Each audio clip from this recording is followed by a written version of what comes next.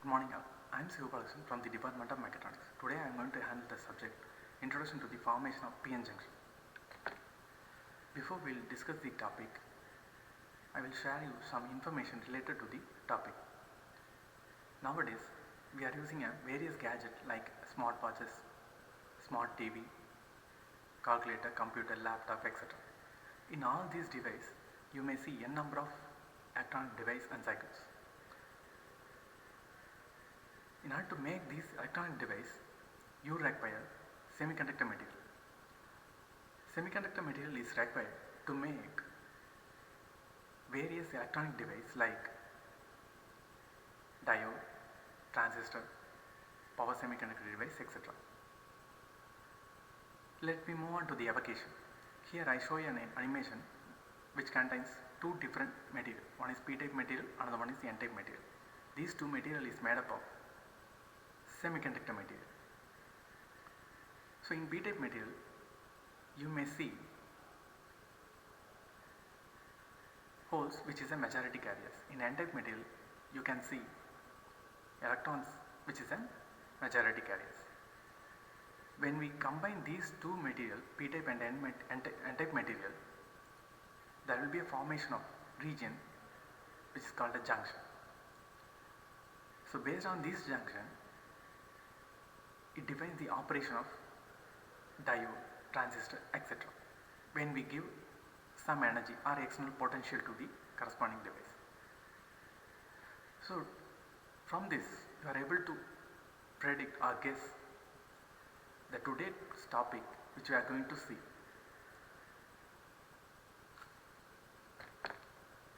Now we move on to the general objective. Here the student will be able to understand the concept of formation of PN junction using semiconductor material. Here I have divided the general objective into three different categories. One is to explain the electron behavior in atom and molecule. Another one is to illustrate the transport of charge carriers, and another one is to illustrate the formation of PN junction using semiconductor material. I am going to talk about how do electrons bound in an atom. Silicon and germanium is most important material for the semiconductor device. Now we are going to look how do electrons bound in the silicon atom. Before we will discuss the silicon atom, let we start with hydrogen atom. Hydrogen atom has nucleus consisting of proton around it. Around the proton, hydrogen has electron revolving around the nucleus. Electron is negatively charged and proton is a positively charged. Hydrogen atom, electron can only occupy certain lower energy level which is called ground state, that is 1s. The electron presented in the 1s which is strongly attracted to the nucleus. There is a circle around the nucleus around the proton which is called first shell. So the electrons present in the first shell is excited to the higher energy level which is called second shell. When we give more energy to the electron present in the first shell. So compared to first shell, the electron present in the second shell, it becomes less strongly bound to the proton. In this orbit, which is far away from the nucleus. So in 1s, compared to 1s, the 2s orbit is far away to the nucleus. Whatever the electron present in the 2s, which is lessly bound to the proton. So as compared to 2s, whatever the electron present in the 3s, which is less bound to the proton compared to the second shell. So each and every shell is termed as an orbit. So those electrons present in the shell is moved in a circle which is called orbit. So inside the orbit we have n number of shells. So in first orbit we have one shell, that is 1s. In second orbit we have two shell which is called 2s and 2p. And third orbit we have three shell which is called 3s, 3p and 3d. But in our simplicity I have given only two shell in the third orbit. We have 3s and 3p. So in the first shell, in ground state, let us see the imaginary 3D diagram for the electron present in the first shell. So here the center part of the in right side you may see the center part which is called nucleus. Around the nucleus we have shell is formed. So this cell structure is looking like a sphere. Okay. So as we move away from the dot, your energy level become reduced. So this is for the energy level of 1s, that is ground state. Let me see another second energy level, that is 2s and 2p. So in 2s and 2p, in 2s, while coming to the 2s, we have more dia of circle around the nucleus. So here this is symmetric. 2s is always symmetric, the electron present in the symmetric energy level, but in 2p the electrons present in the asymmetric energy level. So here compared to 2s, 2p is having a asymmetric 3D image. So now we move on to the third orbit. So compared to 2s and 3s is having more number of shells. So 3s is another big circle around the nucleus. So here energy level in the 3s is very less since it is far away from the nucleus. So whatever the electron is lessly bound to the proton or nucleus. So compared to 3s, 3p is having a number of lobes which is asymmetric nature. So here compared to 2p, 3p is having a 4 lobes which is different pose and direction. So here we are going to see the hydrogen which is having a discrete level of energy state. So in the hydrogen we are having 1 electrons in the ground state which is called 1s. So we are having only 1 electrons for the hydrogen. As similar to the hydrogen atom, we are having a number of elements in the periodical table. So this discrete level of energy state will define the periodical table of element, how this element is built in the periodical table.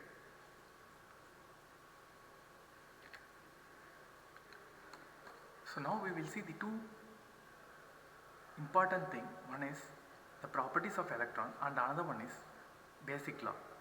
So first one we will see the properties of electron. So the properties of electron is electron spin. So here I am considering two different electron. One electron is spinning around the clockwise direction, another electron is spinning around the anti-clockwise direction, which is indicated in the slide, left side and right side.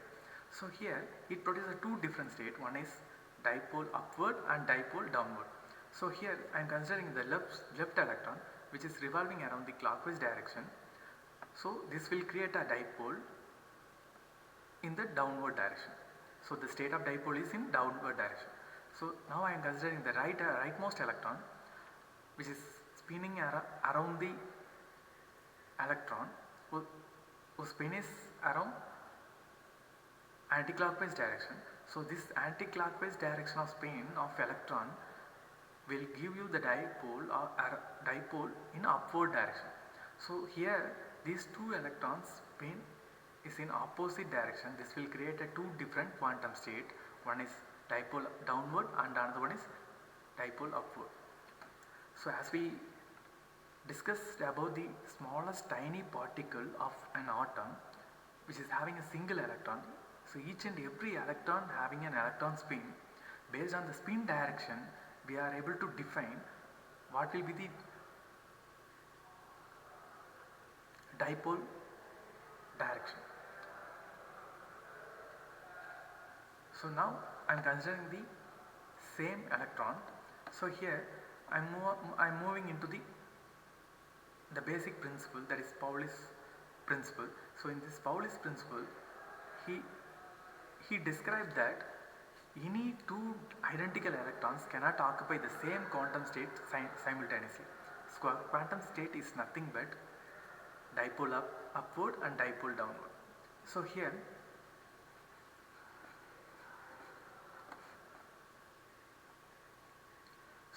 the state of the quantum state is 1s. So 1s is one of the electrons energy state, and 2s is the same atom is having higher energy level which is called 2s and 2p. So this energy level is occupied in a particular orbit. So each and every orbit having n number of energy state. So here the horizontal line indicates the n number of energy state, okay, energy level. So here in single energy level it is able to occupy two pair of electrons. Pauli's principle states that only two pair of electron is occupied in the single energy level. So in what condition is suitable to occupy the pair of electron in the same energy state, that is same quantum state. So quantum state is nothing but the energy level of any atom. So here just we will see this principle, Pauli's principle, two identical electrons cannot occupy the same quantum state simultaneously. So here consider the rightmost electron. So here we have two different diagram of two pair of electrons. First I will consider first pair of electron. So in this pair of electron I am having two electron which has the two different dipole direction. So first electron having a downward dipole direction, another electron is having a upward dipole direction. So dipole direction, so here while considering the first electron, the bottom direction shows you the north pole and upward direction shows you the south pole. Based on the dipole magnetic polarity, we are saying that north pole and south pole. Similarly, in case of right side electron, the north pole is showing in the upward direction. So here, while considering this two kind of electron, this two kind of electron is occupied in the energy state when it obeys the Pauli's principle. So here, any two electron is considering to occupy it in the particular energy state of any atom, those electrons should have opposite dipole. If any pair of electrons is having same energy level with same dipole moment, those two electrons are not able to occupy in the same energy state, any quantum state. So here the first two electrons are able to occupy in the energy state oneness, since it obeys the Pauli's exclusion principle. But another circle is inside the circle, there is another two different electrons. These two electrons are occupied in the energy state, but based on the Pauli's exclusion principle, it is not possible. Now I am considering a helium atom. Here inside the helium atom, while considering a nucleus, it contains two proton and two neutron.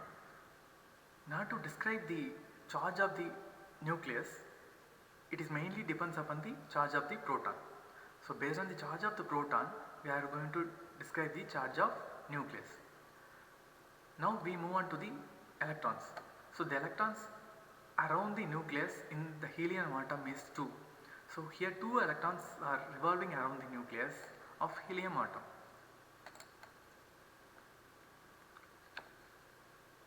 So now we will see the arrangement of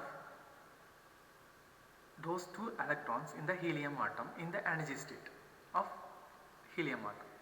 So here we already know, based on the Pauli's principle, every atom having an electrons, each and every electron is revolving around itself, which is called spin.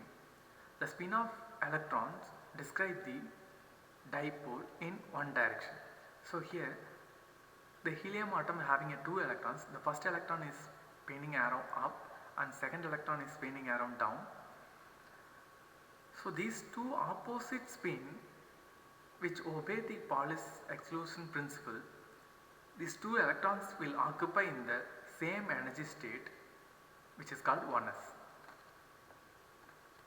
So now we move on to the another atom, which is called lithium, which is successive atom in the periodical table of element.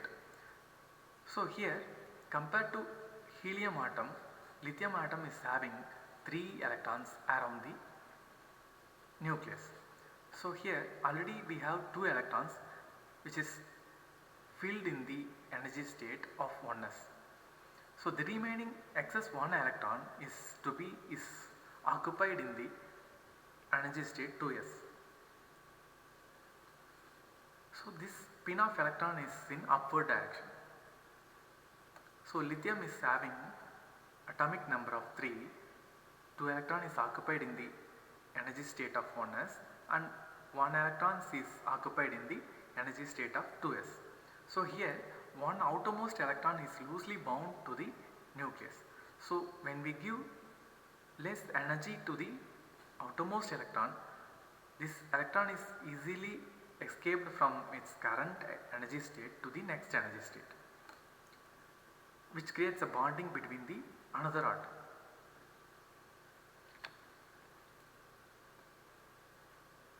So let me see the beryllium, which is another atom in the successive fourth sequence of periodical table element. So here beryllium having only 4 electrons. So these first 2 electrons is perfectly occupied in the first shell, which is called ground state. Since these 2 electrons is in opposite spin and we have another 2 electrons which is occupied in the another state which is far away from the nucleus, since these 2 pair of electrons obeys the Pauli's exclusion principle. So as we move along the group of periodical table element, while coming into the silicon atom, we have 14 electrons are available in case of silicon atom. So the atomic number of silicon atom is 14. So here first 2 electron is occupied in the 1s state, that is which is ground state. Another 2 electron is occupied in this second state, that is 2s state, energy state, and 2p state we have 3 energy levels. So first energy level is occupied with 2 pair of electrons. So each and every 2p state we have 3 energy level. Each and every energy level is occupied with 2. So in first state 1s we have 2, 2s and 2p. Second orbit we are having 8 electrons, and the remaining out of 14, 10 electrons is occupied in the 1s, 2s and 2p. The remaining we have 4 electrons. The first 2 electrons is occupied in the 3s state of third orbit. Since these 2 electrons are perfectly opposite spin which obeys the Pauli's exclusion principle. So apart from these 2, we have another 2 electron which is having a same spin. So here 3p level we have 3 energy level, 3p state we have 3 energy level. The first energy level is occupied with upward spin of electrons, and second energy level is occupied with another electron whose spin is in upward direction. So since both 13th and 14th electron is having a same direction of spin, it does not obey the Pauli's exclusion principle. So these 2 electrons occupied in the successive energy level of corresponding 3p state, energy state. So here these 4 electrons are very loosely bound to the nucleus, since these energy states are far away from the nucleus. So when we give small energy to the 4 electrons, this 4 electron is easily escaped from one atom to another atom. So these 4 electrons are having a tendency to bond with another atom. It may be a carbon, it may be a boron, silicon, etc. We have discussed the silicon atom has 4 outermost electrons. These outermost electrons is playing an important role in forming a bond with another atom. The electrons are called valence electrons. The bonding is nothing but mixing of 2 valence electrons. One valence electrons plays an important role and it will create an orbital bonding with another orbitals of another neighboring atom. 2 valence electrons is taking place to make a 1 valence band. Resulting orbital is called molecular orbit. So in this slide we have crystal lattice silicon structure. So in this crystal lattice silicon structure, it is not looking like a tetrahedral structure. So while considering each orbitals in the silicon lattice structure, it doesn't look like a tetrahedral structure. So how do you form tetrahedral structure in nature? So for that, in order to make the tetrahedral structure, we should follow the simple bonding nature of silicon orbital. Here, in the silicon orbital structure, each and every energy state having 4 different electrons. So these 4 valence electrons is bonding with another 4 valence electrons of neighboring atom. So here we have to consider 4 electrons in the outermost bonding of neighboring atom. So in the 4 electrons, we need to take 1 electron in the 3s energy state, another 3 electrons in the 3p state. So by combining these 4 electrons in the silicon lattice structure, it will form a bonding of each and every atom with the silicon atom. So while bonding with another atom, the angle between each and every bond is 109 degree. So while taking these 4 electrons, 1 electron from S and 3 electrons from P, X, Y, Z direction, by combining all these 4 electrons, which will make a tetrahedral structure of energy state, which is called sp3. So in the sp3 energy state of silicon bond, it looks like a tetrahedral state with an angle of 109 degree with each and every orbitals.